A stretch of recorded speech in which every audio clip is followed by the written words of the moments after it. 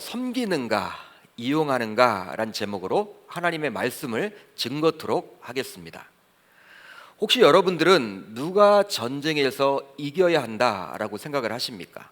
누가 과연 전쟁에서 이겨야만 할까? 한쪽은 만군의 여호와이신 하나님과 언약을 맺은 이스라엘 백성들입니다. 상대는 누구냐? 하나님이 아닌 다곤신을 숭배하는 블레셋 사람들이에요. 만약 두 지정에서 전쟁이 벌어진다, 전투가 벌어진다, 누가 이기기를 여러분들은 기대하십니까? 신자로서. 여러분들 신자잖아요. 예수님 믿잖아요. 그러니까 하나님을 믿는 신자로서 누가 이 전쟁에서 승리를 거둘 것으로 예측합니까? 또 응원합니까? 한번 이 시간 말씀을 해보세요.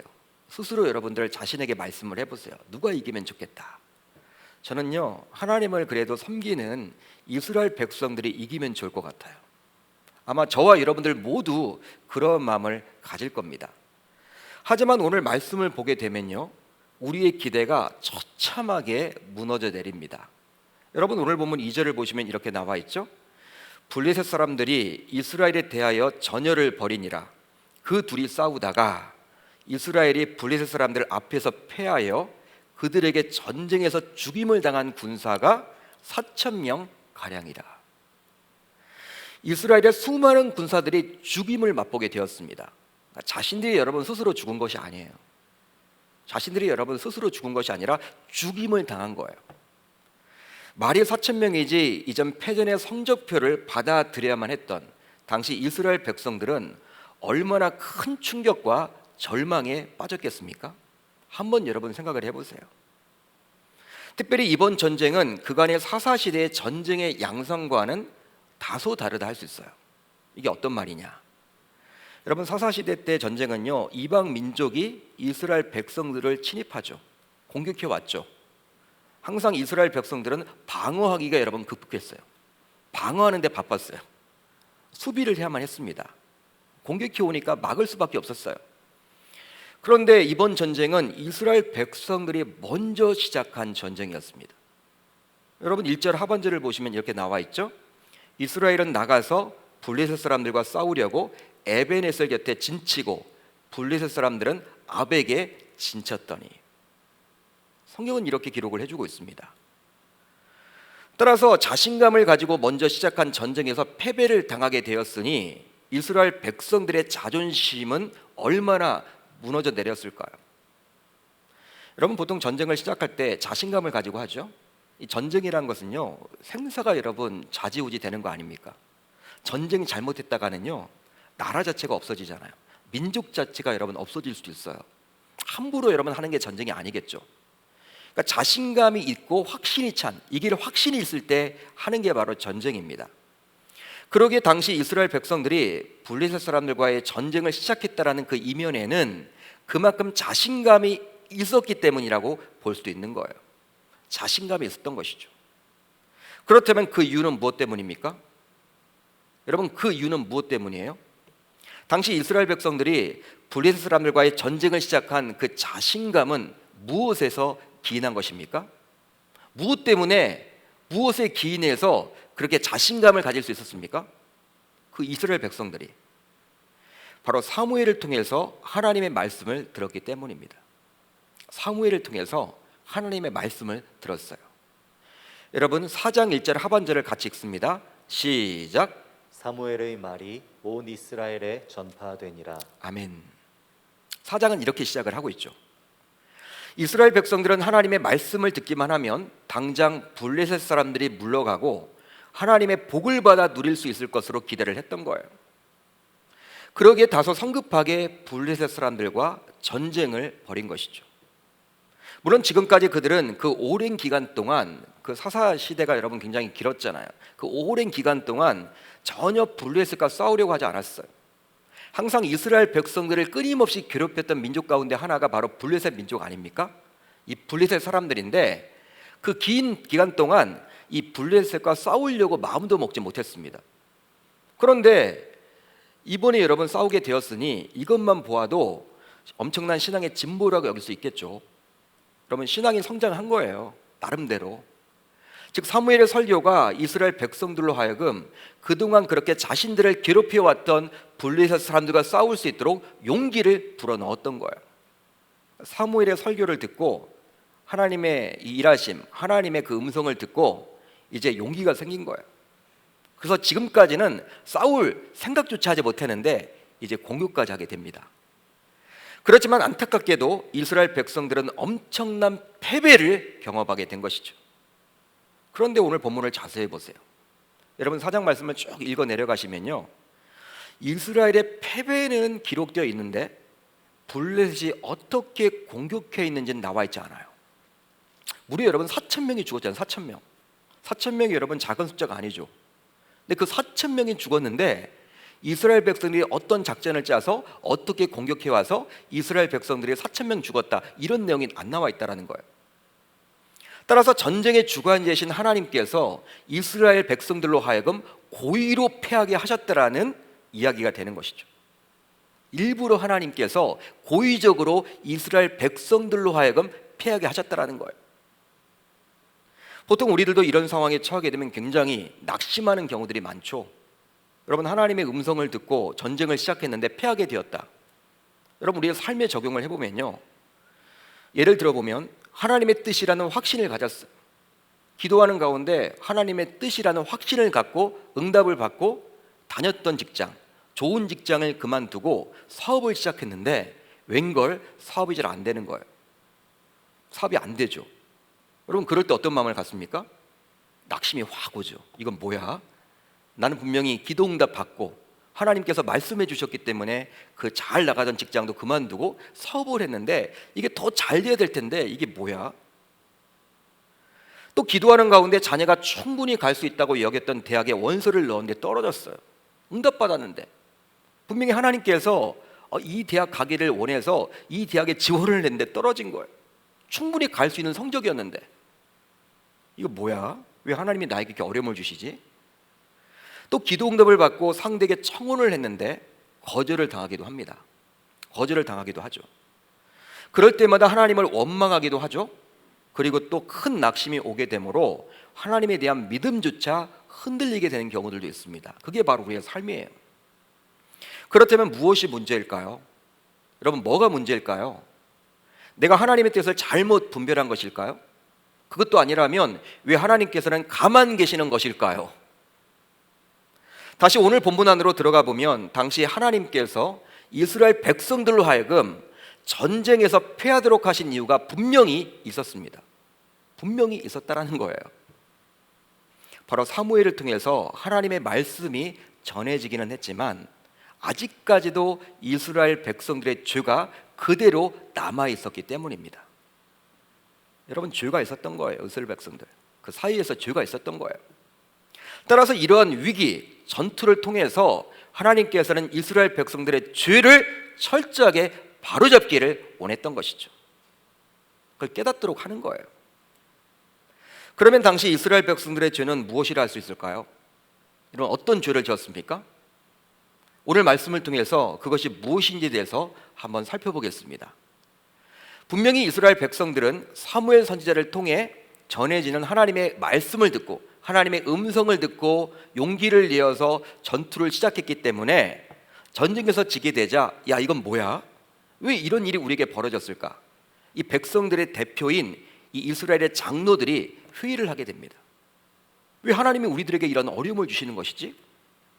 분명히 기도 응답을 받고 말씀을 통해서 기도 응답을 받고 전투를 시작했는데 왜 우리가 진 거야? 백성들의 대표격인 장로들이 이제 회의를 하게 되는 거예요. 지금 같으면 당회겠죠. 바로 사무엘상 4장 3절 상반절이에요. 백성이 진영으로 돌아오매 이스라엘 장로들이 이르되 여호와께서 어찌하여 우리에게 오늘 블레셋 사람들 앞에서 패하게 하셨는고? 여러분, 이 질문을 보세요. 여호와께서 어찌하여 우리에게 오늘 블레셋 사람들 앞에 패하게 하셨는고? 당시 장로들의 질문은요, 여러분 몇 점짜리 같습니까? 여러분들이 보기에 이 장로들의 여러분 질문이잖아요. 이 회의를 통해서 이런 질문을 했단 말이에요. 이런 질문은 몇 점짜리 같습니까? 바로 제 100점짜리죠. 100점짜리 여러분 질문이에요. 바로 전쟁의 승패는 결국 여호와 하나님께 달려 있다라는 신앙의 고백이 담겨져 있기에 이 질문은요 100점짜리 질문인 거예요. 이 질문만을 놓고 보면 전쟁에서 지게 된 그 원인을 제대로 파악하고 있는 것처럼 보여요. 하지만 안타깝게도 그것뿐이었습니다. 그것뿐이었어요. 질문은 잘 던졌는데, 질문을 잘 하고 있는데 이 답이 영 시원치 않아요. 그들이 머리를 써서 궁리된 대안은 바로 다음의 말씀을 보면 알 수가 있는데요. 우리 한번 같이 읽어봅니다. 다음 말씀 시작. 여호와의 언약궤를 실로에서 우리에게로 가져다가 우리 중에 있게 하여 그것으로 우리를 우리 원수들의 손에서 구원하게 하자 하니, 여호와의 언약궤를 실로에서 우리에게로 가져다가, 이게 답이었던 거예요. 이스라엘 장로들은 실로에 있었던 언약궤를 떠올리게 되었던 것입니다. 그 언약궤가 전장에 없기에, 전쟁터에 없기에 이번 전쟁에서는 질 수밖에 없었다라고 그들은 판단한 거예요. 한마디로 기상천외한 답을 내놓게 된 것이죠. 즉 당시 장로들은 좋은 질문을 던진 이후에 전쟁에서 패한 근본 원인과 관련하여 자신들이 하나님 앞에서 어떤 죄를 지었는지, 우리 이스라엘 백성들이 어떤 죄악을 저지르고 있는지에 대해서 하나님 앞에 묻지 않아요. 또 거기 관심이 없습니다. 그건 알려고 하지 않습니다. 그러면서 단순히 실로에 있었던 언약궤를 전장에 가지고 오자는 대안을 낸 것뿐이에요. 여러분 지금 하나님의 음성을 듣고 전쟁을 했단 말이에요. 우리는 하나님 편이잖아. 항상 하나님의 선민이라고 이스라엘 백성들은 생각을 했잖아요. 당연히 여러분 하나님의 음성을 듣고 전쟁을 했으면 이제 여러분 내가 이 전쟁에서 이겨야만 하는데 전쟁에서 지게 되었죠? 하나님께 묻는 작업이 필요하죠. 근데 물었어요. 잘 물었어요. 그렇다면 묻는 가운데 과연 하나님 앞에 내가 어떠한 죄를 지었는지, 왜 하나님께서 이렇게 전쟁에서 지게 했을까? 내가 하나님 앞에 뭔가 잘못한 것이 있는가? 이스라엘 백성들이 지금 하나님을 제대로 섬기고 있지 못하는 것이 있는가? 이 부분을 지금 떠올리면서 그 부분을 알려고 몸부림을 쳐야 하는데 지금 장로들은 실수를 했다라는 거예요. 야, 우리가 놓쳤다. 실수했다. 본래 전쟁을 할 때에는 그 전장터에 그 언약궤를 모시고 와야 하는데 이거 지금 놓쳤네. 이거 실수를 하던 바람에 이번 전쟁에서 진 거야. 이렇게 여러분 여겼더라는 거예요.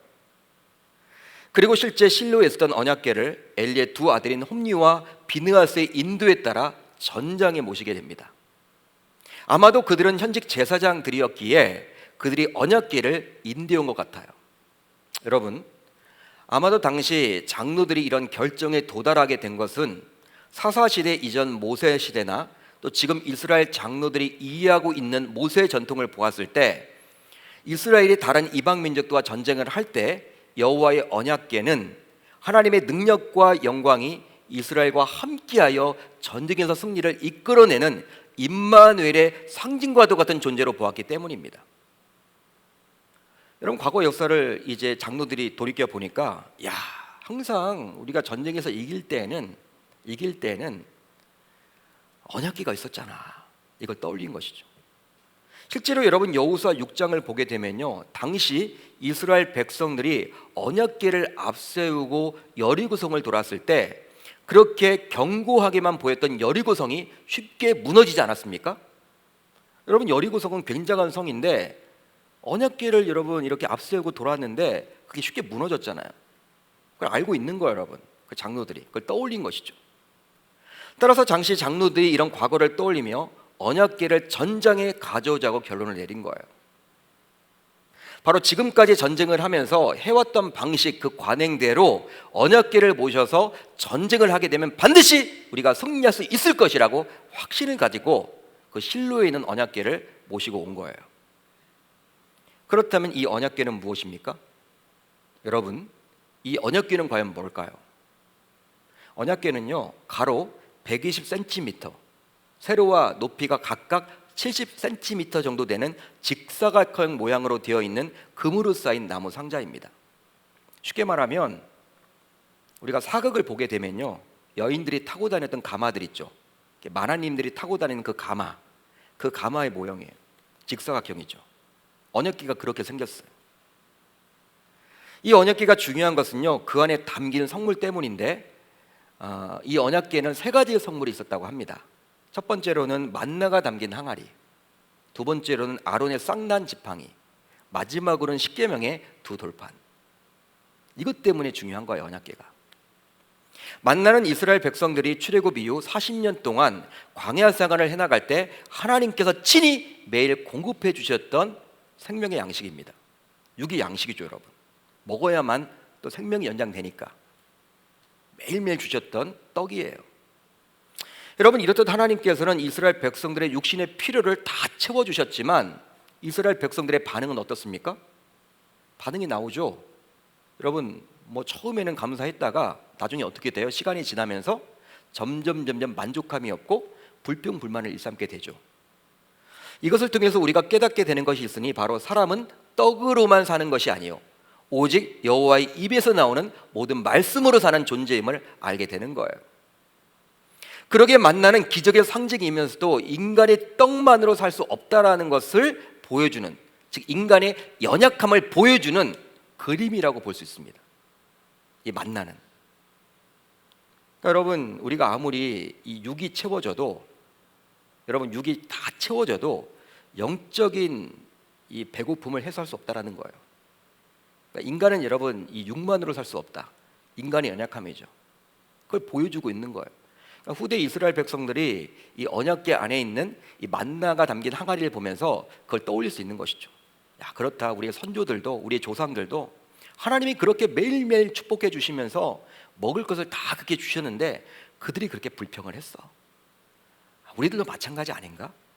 하나님이 이렇게 많은 것들을 주셨는데 그 감사함이 없이, 만족함이 없이 우리도 불평불만을 일삼지 않나? 우리도 동일해.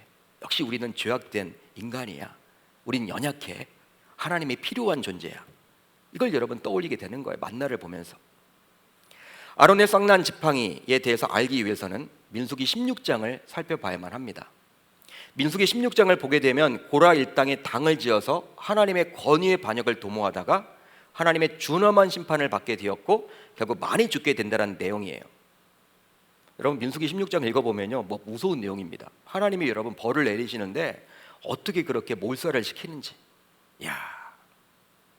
고라의 반역 사건 이후에 이스라엘 백성들이 아론 가문의 제사장 직분에 더 이상 도전하지 못하도록 하나님은 이제 각 지파, 12지파의 지도자들을 소집해가지고 그들에게 지팡이를 다 가져오라고 이야기를 합니다.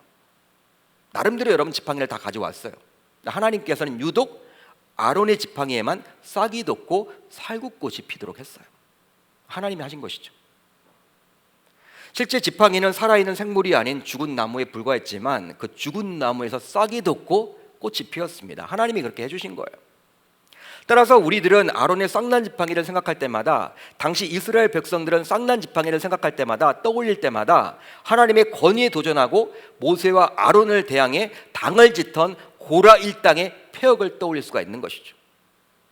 하나님을 떠난 자의 종말, 이런 것들을 떠올릴 수가 있는 거예요.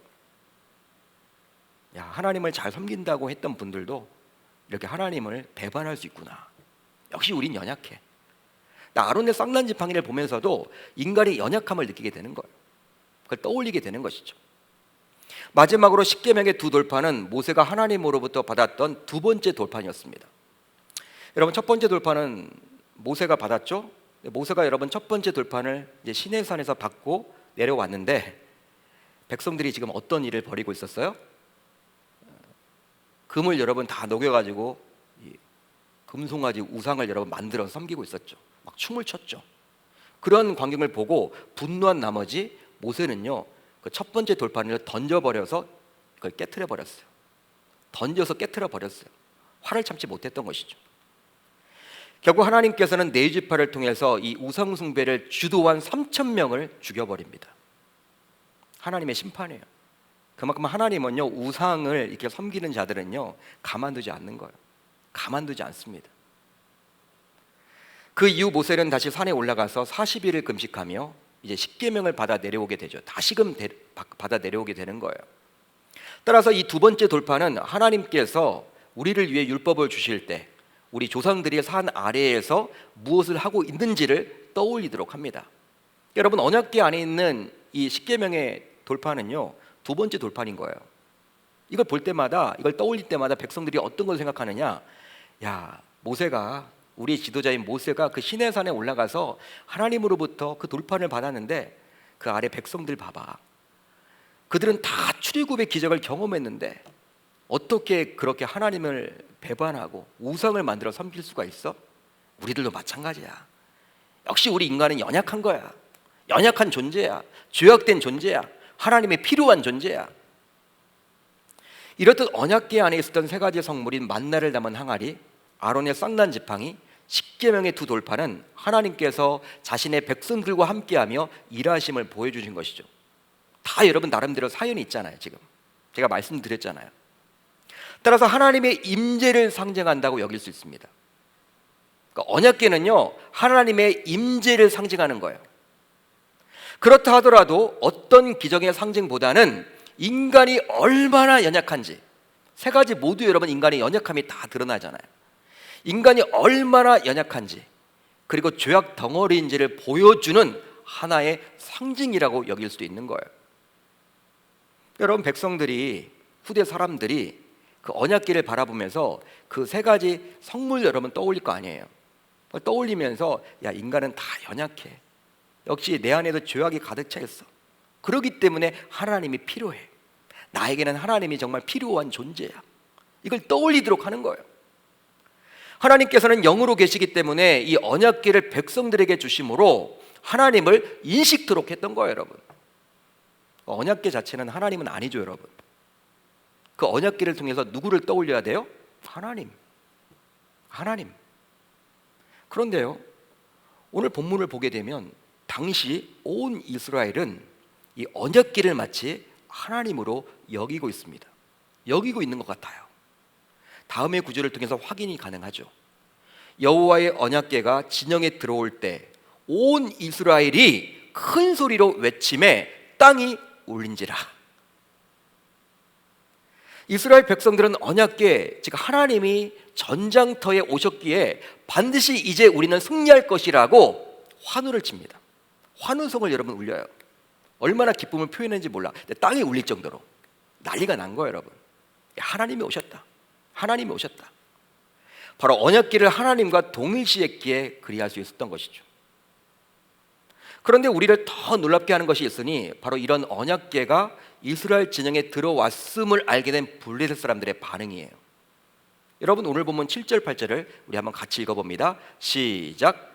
블레셋 사람이 두려워하여 이르되 신이 진영에 이르렀도다 하고 또 이르되 우리에게 화로다. 전날에는 이런 일이 없었도다. 우리에게 화로다. 누가 우리를 이 능한 신들의 손에서 건지리요? 그들은 광야에서 여러 가지 재앙으로 애굽인을 친 신들이니라. 여러분 잘 보세요. 블레셋 사람이 두려워하여 이르되 신이 지정에 이르렀도다. 역시 블레셋 사람들도 언약궤를 가리켜서 이스라엘의 신과 동일시하고 있음을 알 수가 있습니다. 그들 역시 언약궤가 이스라엘 진영에 없었기에 지난번 전투에서 자신들이 이긴 것이라고 말하면서 이젠 상대의 진영에 그 언약궤가 와 있기 때문에 이제 우리는 질 수밖에 없다. 화로다라고 두려워하고 있어요. 한마디로 무엇입니까? 하나님을 섬긴다는 하나님의 백성들이나 다곤이란 우상을 섬겼던 블레셋 사람들이나 별반 다를 바가 없는 신앙의 모습을 보여주고 있는 거예요. 언약궤는 하나님이 아니죠. 언약궤는 하나님이 아닌데 그 이스라엘 백성들도 언약궤를 하나님으로 취급했고, 이 블레셋, 하나님과는 전혀 상관없는 우상을 섬기는 그 다곤을 섬겼던 그들도 역시 여러분 동일하게 이스라엘 백성과 동일하게 언약궤를 하나님 취급했던 거예요. 별반 다를 바가 없어요. 쌤쌤이에요, 쌤쌤. 그러나 그것도 잠시 이제 결국 블레셋 사람들은 더 단결함으로 끝까지 싸울 마음을 가지게 되죠. 그런 내용이 여러분 오늘 본문에 나와요. 싸우자. 처음에는 굉장히 두려워했다가 이제 여러분 누군가가 독려를 한 것 같아요. 독려를 하자 이제 블레셋 사람들이 야, 우리가 정말 열심히 싸워야겠다.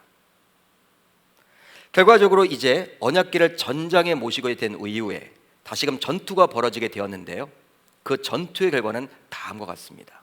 지금까지는 이 언약궤가 전장에 없었잖아요. 이 전장에 모셨거든요.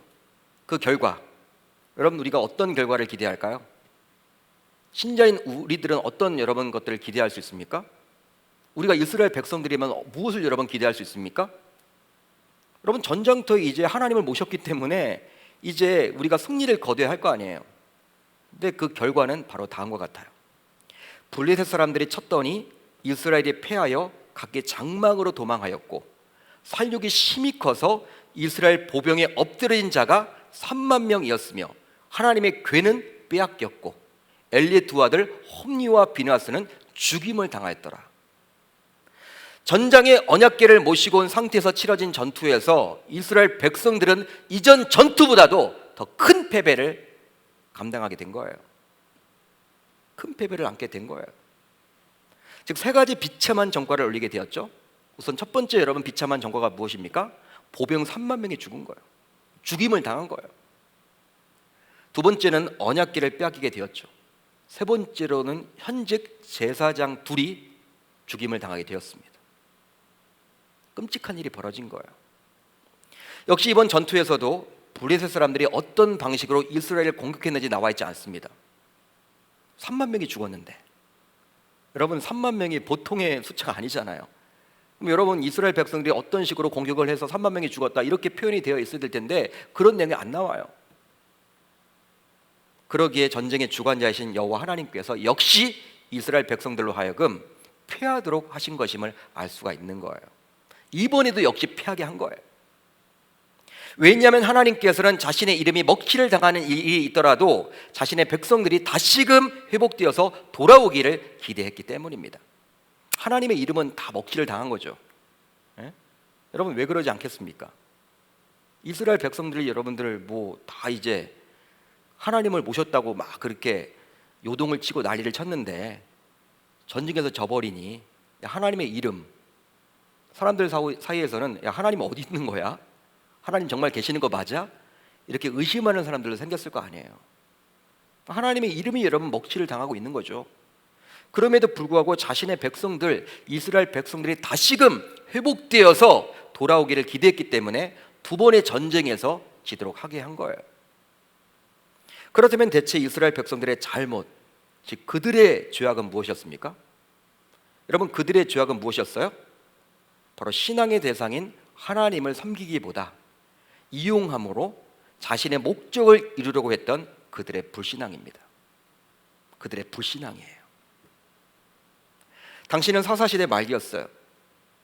사무엘이 선지자로 세워졌기에 하나님의 말씀을 들을 수는 있었지만 아직까지도 오랜 기간 동안 엘리 제사장의 화석화된 종교, 즉 말씀 중심이 아닌 기복주의적 신앙에 익숙해진 이스라엘 백성들은 이제 스스로 하나님의 능력을 조종할 수 있다라고 그들은 생각했던 거예요.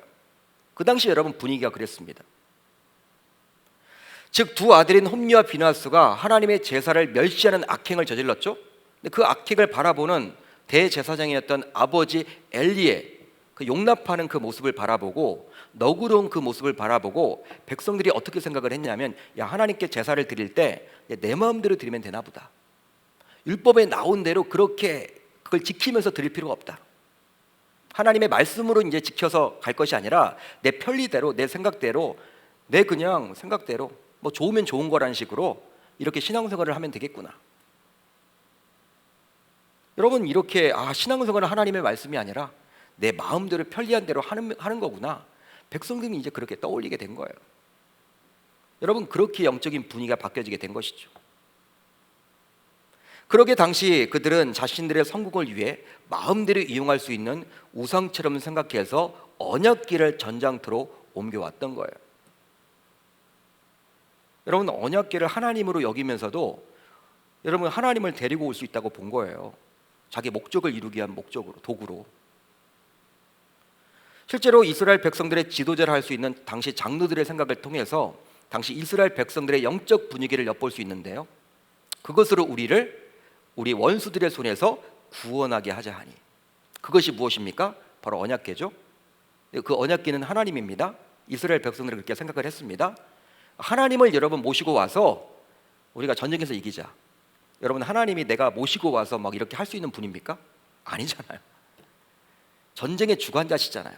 그분이 여러분 은혜를 베풀어 주셔서 전쟁에서 이기게끔 하는 것이지, 우리는 여러분 이렇게 기대하는 것이지, 내가 여러분 어떤 목표를 삼아서 하나님을 끌어다가 전쟁에서 승리하자 이렇게 할 수는 없는데, 지금 주체가 여러분 이스라엘 백성들이 되어 있는 거예요. 바로 이스라엘 백성들이 언약궤를 조종할 수 있다고 스스로 여기고 있음을 알 수 있는 것이죠. 쉽게 말하면 선민인 이스라엘 백성들은 하나님을 믿고 섬긴다고 하면서도 눈에 보이는 우상 숭배를 지금 하고 있는 거예요. 바로 어느덧 언약궤가 그들에게는 우상이 되어 있었던 것입니다. 그들에게는 우상이 되어 있었던 거예요. 여러분, 우상 숭배의 가장 큰 특징은 인간의 필요를 위해 신을 이용한다는 거예요. 우상 숭배가 다른 게 아닙니다. 신을 이용할 수 있다, 그게 우상 숭배예요. 따라서 우상 숭배는 신에게 정성을 바치거나 신이 원하는 것을 제공하여 인간이 원하는 것을 얻어내려는 굉장히 이기적인 종교 행위라 할 수 있는 거예요. 내 필요에 의해서 신을 가져다 놓는 거예요. 그것이 우상이죠. 그렇기 때문에 우상을 섬기는 사람들은 우상을 자기 마음대로 조종할 수 있다고 생각하고, 그러한 인간의 탐욕이 투영된 우상은 인간적인 쾌락을 좋아하고 신앙의 기준이 모호하며 탐욕스러운 모습으로 그려지기도 하는 것입니다. 여러분, 그리스 로마 신화를 보게 되면 인간이 여러분 다 신을 그렇게 그려놓고 있는 거죠. 신은 이런 모습일 거야. 대부분 어떻습니까? 그 신들이 탐욕이죠. 탐욕. 탐욕. 인간의 모습 그대로 여러분 신이 투영되는 거예요. 쾌락을 좋아하고 신도 쾌락을 좋아해. 그렇게 여러분 모형을 만들어 놓는 거예요. 그렇지만 우리가 신앙의 대상으로 삼고 있는 여호와 하나님은 인간의 욕망과 이기적인 목적에 이용당하거나 조종되는 분은 결코 아님을 저와 여러분들은 믿을 수 있기를 바랍니다. 그러기에 철저한 순종과 진정한 변화가 없는 강구는 결국 하나님을 움직일 수 없음을 우리들은 기억해야만 하는 것이죠. 여러분, 우리가 하나님 앞에 기도할 때에도 하나님 앞에 철저하게 순종하고 하나님이 정말 어떤 말씀을 하든지 간에 내가 받아들이겠습니다, 이런 마음이 아니고 그냥 내 필요에 의해서 기도를 한다면 하나님은 그런 기도에 응답해 주시는 분이 아니라는 거예요. 그렇다면 하나님을 섬기는 것과 우상 숭배의 차이는 무엇일까요? 여러분, 하나님을 섬기는 것과 우상 숭배의 차이가 있을 거 아니에요. 그 차이는 무엇입니까? 바로 누가 주인인가 하는 점입니다. 누가 주인이냐? 누가 주인이냐? 우상을 숭배하는 사람은 자신의 성공과 복을 위해 우상을 종처럼 부리고 이용하려고 하죠.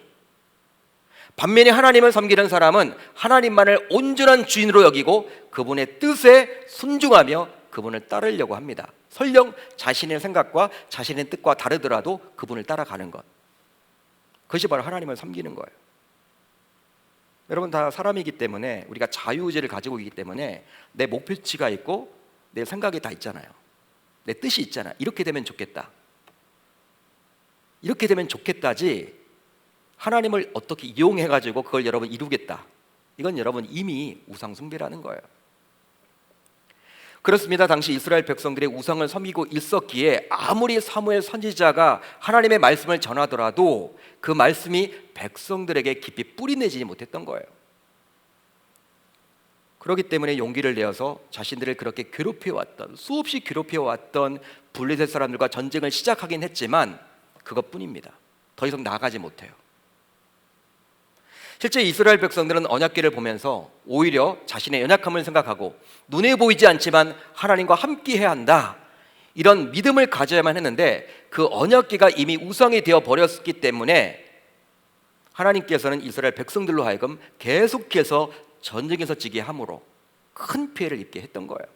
한마디로, 야, 너희들 좀 돌아와, 제발 돌아와, 그거 아니잖아, 너희들 왜 우상을 섬기고 있니? 내가 언약궤 아니야. 나랑 언약궤랑 같은 존재가 아니야. 나는 영으로 있는 존재야. 나는 말씀으로 있는 존재야. 눈에 보이는 게 다가 아니야. 너희들 좀 깨달으면 좋겠어. 이런 주님의 마음이 느껴지는 것이죠. 심지어는 그 언약궤를 빼앗기게 함으로 그 언약궤는 결코 하나님을 대신할 수 없음을 깨닫도록 합니다. 한번 봅시다, 여러분. 이 언약궤를 빼앗겼어요. 이스라엘 백성들, 당시 이스라엘 백성들의 논리로 치면 이제 하나님은 이스라엘 백성들 편이 아닌 것이죠. 떠난 것이죠. 하나님을 붙잡을 수 없는 존재가 돼버렸잖아요. 언약궤 떠났으니까, 빼앗겼으니까. 그게 아니라는 거예요. 나는 그렇게 매어있는 존재가 아니라는 거예요. 그리고 당시 그렇게 이스라엘 백성들을 만든 책임을 물어서 엘리의 두 아들을 그 전쟁에서 죽여버리심으로 심판하십니다. 이제 말씀을 정리하겠습니다. 여호수아 7장을 보게 되면 견고한 여리고 성을 점령한 이스라엘 백성들은 정말 쉽게 정복할 수 있었던 아이성 전투에서 어이없이 패하고 말아요. 여러분, 아이성은요, 아이와도 같은 성이다, 아이와도 같은 작은 성이다 해서 아이성이래요. 예? 그런 성을 여러분 정복하지 못한 거예요. 견고한 여리고 성도 점령을 했는데 다 간 것도 아니에요. 여러분, 3,000명을 뽑았어요. 3,000명을 보냈어. 근데 여러분, 첫 번째 전투에서 36명쯤 죽었어요. 약 1% 조금 더 되죠. 그 정도 여러분 죽은 거예요. 4,000명 죽을 때도 그 당시 사사시대 때 말기에는 4,000명이 죽고 3만 명이 죽어도 그렇게 여러분 헤어나오지 못했던 그때였는데, 여호수아 시대 때는 여러분 달랐다라는 거예요. 이 작은 전투에서 여러분 패배를 했는데도 불구하고 바로 당시 여호수아와 이스라엘 장로들의 모습은 다음과 같습니다. 좀 길지만 우리 같이 읽어봅니다. 시작. 여호수아가 옷을 찢고 이스라엘 장로들과 함께 여호와의 궤 앞에서 땅에 엎드려 머리에 티끌을 뒤집어 쓰고 저물도록 있다가 이르되, 슬프도소이다 주 여호와여, 어찌하여 이 백성을 인도하여 요단을 건너게 하시고 우리를 아모리 사람의 손에 넘겨 멸망시키려 하셨나이까. 우리가 요단 저쪽을 만족하게 여겨 거주하였다면 좋을 뻔하였나이다. 주여, 이스라엘이 그의 원수들 앞에서 돌아섰으니 내가 무슨 말을 하오리이까. 가나안 사람과 이 땅의 모든 사람들이 듣고 우리를 둘러싸고 우리 이름을 세상에서 끊으리니 주의 크신 이름을 위하여 어떻게 하시려 하나이까 하니. 여호수아 7장 6절로 9절입니다. 자, 보세요. 여호수아가 옷을 찢고 이스라엘 장로들과 함께 여호와의 궤 앞에서 땅에 엎드려 머리에 티끌을 뒤집어 쓰고 저물도록 있다가 이르되. 이건 뭡니까 여러분?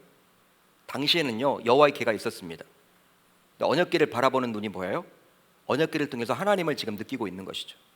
언약궤 자체를 우상으로 섬기고 있지 않는 것이죠. 언약궤 앞에 있지만 지금 누구에게 여러분 지금 기도하고 있는 거예요? 부르짖고 있는 거예요? 여호와 하나님. 즉 언약궤가 하나님의 임재를 상징하는 중요한 것은 맞지만 그것 자체가 하나님은 아니기에 하나님께 묻고 있는 거예요. 그러다 놀랍게도 하나님께서는 다음과 같이 반응을 해주십니다. 여호와께서 여호수아에게 이르시되, 10절을 보시면요, 하나님이 이제 말씀해 주세요. 하나님과 대화가 되는 것이죠. 그리고 11절 이하를 보게 되면 왜 그 아이성 전투에서 이스라엘 백성들이 패할 수밖에 없었는지에 대해서 하나님은 자세히 말씀해 주십니다. 그 아간이라는 사람 때문에 결국 지지 않을 그 전투에서 졌다, 하나님께 말씀해 주시죠.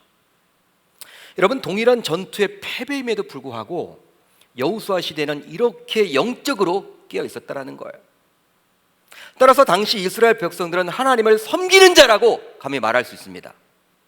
당시 사람들은요, 하나님을 섬기는 자예요.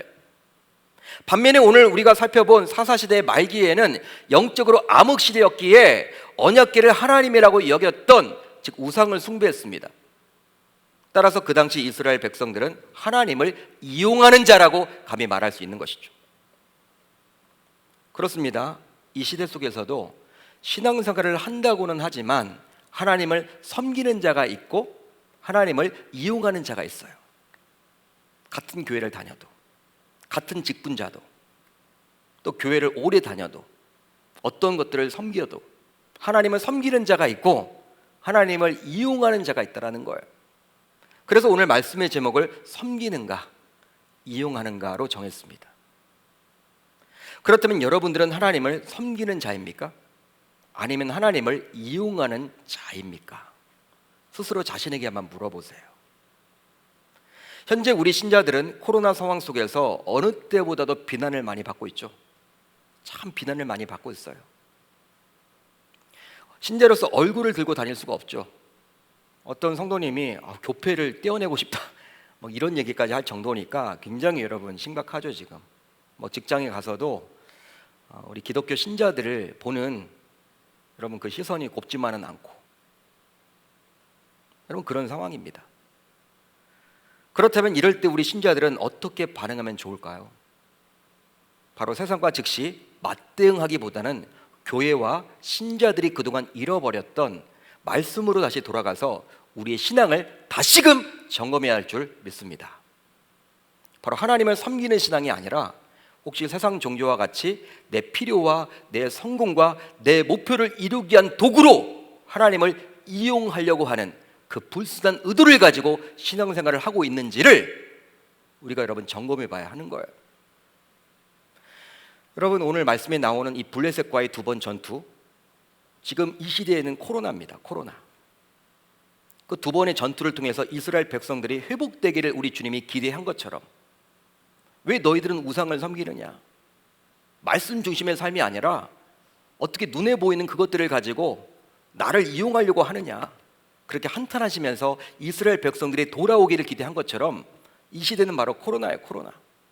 이 코로나를 통해서 우리가 여러분들 이제 다시 한번 우리의 신앙을 점검해 보는 것이죠. 내가 지금까지는 하나님을 이용하는 신자였구나. 하나님을 이용해서 뭔가 내 목적을 이루기 위한 것, 내 필요를 채우기 위한 것, 잘 먹고 잘 살기 위한 것, 자녀들이 형통하게 되는 것, 그걸 목표로 살았구나. 그걸 떠올려 볼 수 있는 것이죠. 저도 한 주간 동안 이 말씀을 보면서 막 찔림이 있더라고요. 실질적으로 저도 목회자의 한 사람이다 보니까 우리 교회가 부흥하면 좋겠다, 우리 교회가 성장하면 좋겠다, 이런 마음을 갖잖아요. 제가 하나님이 말씀하시더라고요. 김 목사, 왜 부흥하려고 하는데, 왜 성장시키려고 하는데 너는 왜 그런 생각을 갖니? 제 마음속에도 제 이름을 드러내고 싶은 게 있더라고요. 나도 하나님을 이용하는 목회자의 한 사람이구나.